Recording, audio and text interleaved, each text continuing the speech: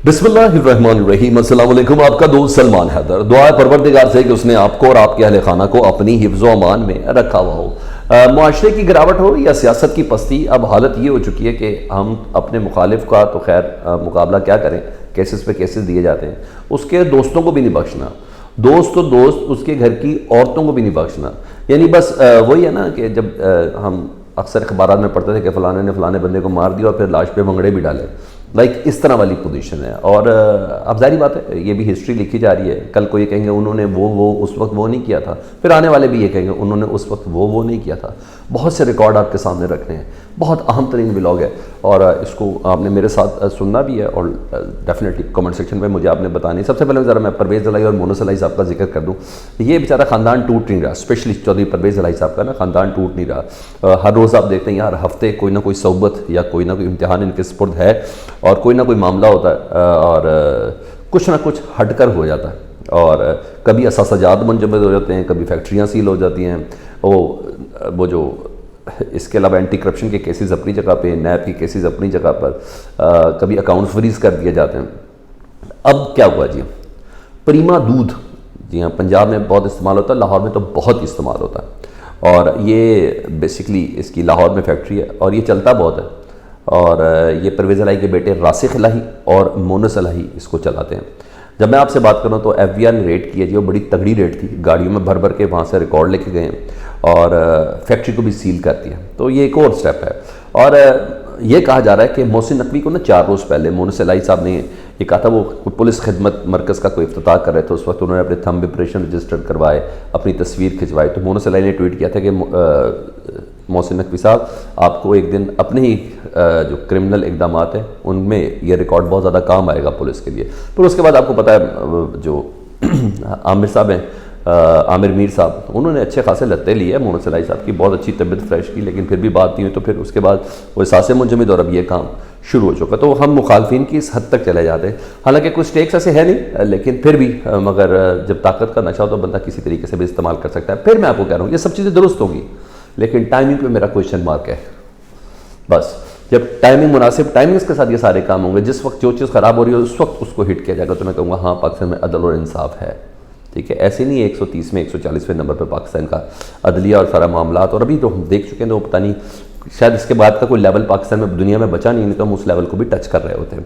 इरफान सिद्दीकी साहब, आपको पता है नवाज शरीफ साहब के मुशीर ख़ास है, नवाज शरीफ साहब की मंशूर कमेटी के सरबराह हैं मुस्लिम लीग नून के। नवाज शरीफ साहब उनकी लिखी हुई तकारीर पढ़ते हैं, उनके इसके अलावा उनके दिए पॉइंट्स बड़े माशाल्लाह करते हैं और उनके ख़ास क्लोजेस्ट सर्कल के अंदर है।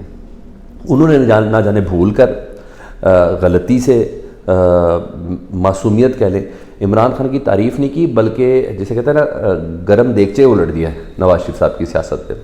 वो कहते हैं कि अगर नवाज शरीफ की 6 फौजी सरबराहों से नहीं बनी, साबिक 6 फौजी सरबराह आपको सबके मुशर्रफ साहब लास्ट थे और फिर बाजवा साहब भी थे, उसके बाद जंजुआ साहब भी थे, उसके बाद वहीद क्या करते, ये सब थे ना बहरहाल।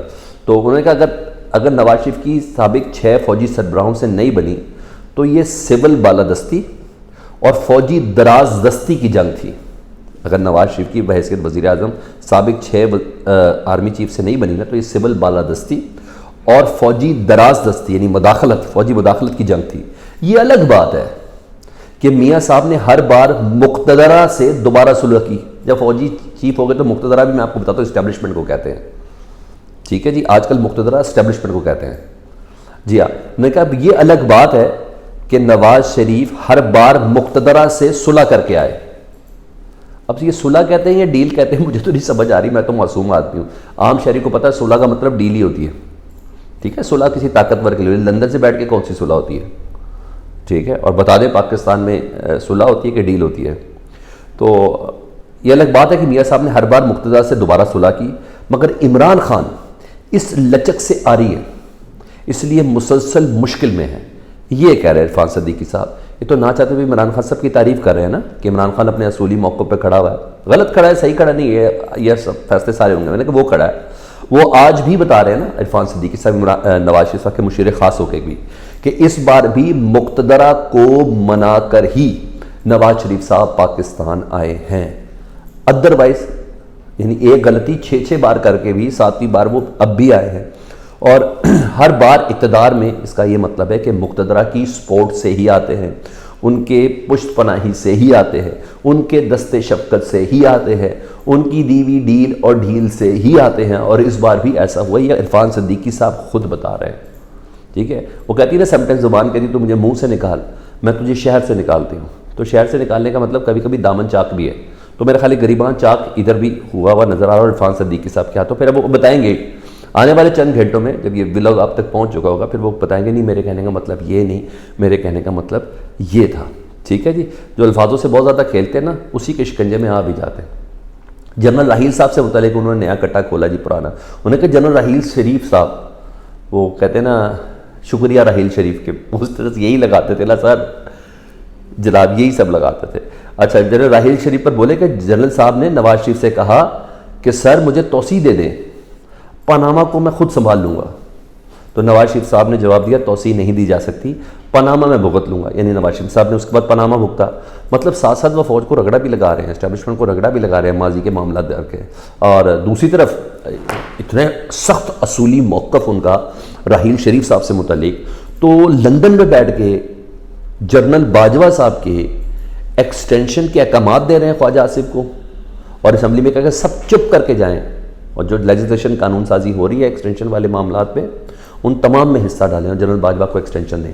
یہاں راحیل شریف کو کہتے ہیں نہیں پاناما میں خود بول دوں گا۔ میں آپ کو بتاتا ہوں کیا وجہ ہے چیزیں۔ میاں صاحب کا یہ معاملہ ہے، میاں صاحب جب اقتدار میں ہوتے ہیں تو ان کی ٹون کچھ اور ہوتی ہے۔ میں غریبان اور پیر پکڑنے کی باتیں نہیں کرتا، یہ میرا لیول نہیں ہے، ان کی ٹون کچھ اور ہوتی ہے۔ جب اقتدار سے دور ہوتے ہیں تو تب ان کی ٹون کچھ اور ہوتی ہے۔ اس کے علاوہ کسی بھی چیز کا اعادہ عرفان صدیقی سب کرتے ہوئے نظر نہیں آ رہا ہے، ٹھیک ہے۔ دوسری طرف زرداری صاحب والے جو معاملات ہیں جی، وہ اپنے ہاتھ میں انہوں نے لے لیے ہیں، پارٹی کے راضی کر لیا بلاول صاحب کو، اور کوئٹہ میں اب جلسہ ہونے جا رہا ہے، یوم تاسیس ہے جی، وہاں پہلے صرف بلاول تھے، اب باپ اور بیٹا دونوں وہاں خطاب کریں گے، اور میں آپ کو بتا دوں راضی نامہ ہو گیا ان کا آپس میں، اور یہ کوئٹہ کے جلسے میں نا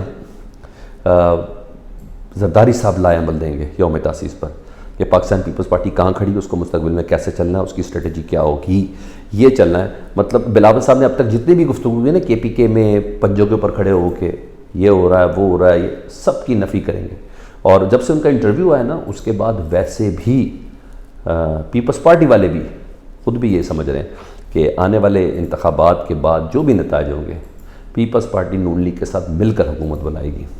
تو جناب اتنی سی بات ہوتی ہے، چھوٹے موٹے چکر لگتے ہیں دبئی کے، چیزیں ساری سیٹل ڈاؤن ہو جاتی ہیں۔ سو یہ آگے جائیں گے۔ ادھر عمران خان صاحب اور بشرا بی بی کے خلاف کیس کی سماعت تھی، خاور مانیکا صاحب نے اپنے 2 گواہ پیش کیے، پہلے بھی پیش ہوئے لیکن اس باری مدعی بدل گیا تو دوبارہ ان کو بلا لیا، اور بڑے ریڈی تھے وہ آنے کے لیے۔ ایک گواہ تھے مفتی سعید اور دوسرے تھے اون چودھری۔ ان کی طبیعت بھی نہیں خراب ہوتی کہ سر ابھی تھوڑی طبیعت سے نہیں، گھر میں کوئی مصروفیت ہے، کسی بچے کی شادی ہے، یا میں ذرا مصروف ہوں اگلی بار آیا تو نہیں، وہ جیسے بلاتے فوراً پہنچ جاتے ہیں، یہ بھی بڑی زبردست چیز ہے۔ اچھا جی، مفتی سعید اور اون چودھری نے بیان ریکارڈ کروائے ہیں، اور اون چودھری صاحب نے رپیٹ کیا وہی ساری چیزیں۔ انہوں نے کہا بشرا بی بی کے کہنے پر عمران خان نے ریحام کو ای میل کے ذریعے طلاق دی تھی، مجھے عمران خان صاحب کہتے تھے کہ بشرا بی بی سے نکاح کروا دو، میں پرائم منسٹر بن جاؤں گا، اور پہلا نکاح غیر شرعی تھا۔ اس کے بعد مفتی سعید صاحب بھی آئے، انہوں نے کہا میں نے پہلا نکاح پڑھایا، وہ عدت میں پڑھایا تھا، پھر دوبارہ نکاح پڑھوایا، حالانکہ ان کے اوپر خود حد جاری ہو جانا چاہیے، جو کسی پر حد جاری کروانا چاہ رہے ہیں۔ تو بہرحال میں ابھی بھی اس پہ کہتا ہوں، میں کسی کی سائڈ نہیں لے رہا، لیکن میں کہہ رہا ہوں ایک نکاح ہوتا ہے لکھ کے دیا ہوا طلاق ہوتی ہے، اور ایک طلاق ہوتی ہے زبانی دی ہوئی۔ بقول بشرا بی بی کے بار بار بتا رہا ہوں کہ وہ طلاق کے بعد اپنا عدت کے ایام مانیکا صاحب کے گھر میں پورے کرنے کے بعد اپنی والدہ کے پاس آئی تھی۔ کوئی اس چیز کا جواب بشرا بی بی سے لے لیں کہ اس کا کیا مطلب ہے، تو آپ کو بہت سی چیزیں تسلی ہو جائے گی۔ مگر بہرحال کیچڑ اچھالنا ہے، تو میں نے بولا مخالفین کی حالت یہ ہے کہ جب ان کی عورتوں کے پیچھے پڑ جاؤ، ہمارا سارا معاملہ یہ، اور وہ عورت بھی جو غیر سیاسی ہو تو پھر بات سمجھ میں بھی آتی ہے۔ اس کا تعلق آپ نے مریم بی بی سے نہیں جوڑنا، اس کا تعلق آپ نے وہ جو سائیں ہیں جو زرداری صاحب کی جو بہن ہے ان سے متعلق، فریال تالپور سے متعلق ہونا، وہ ایک سیاسی ہیں جن کا عوام کے ساتھ رابطہ اور یہ سب چیزیں ہیں، پولیٹیشین ہیں، الیکشن میں لڑتی ہیں، کمپینر رن کرتی ہیں، ان کا اور ان خاتون کا بہت فرق ہے، اس کو ضرور ذرا ذہن میں رکھیے گا۔ دوسرا عمران خان صاحب نے احکامات بھیج دیے جی، انہوں نے کہا کسی قسم کی، اور یہ ایوب صاحب نے سیکرٹری نے خود اپنے نوٹیفیکیشن کیا، کسی قسم کی نئی جوائننگ نہیں ہوگی، وہ چودھری سرور صاحب سے متعلق تھا نا کہ وہ شاید آ سکتے ہیں کہ نہیں، تمام منظوری عمران خان صاحب خود دیں گے اس کے بعد، اور تمام عہدیداروں کو یہ سرکولر جاری کر دیا گیا۔ اپنا بہت خیال رکھیں۔ اللہم صلی علی محمد و آل محمد۔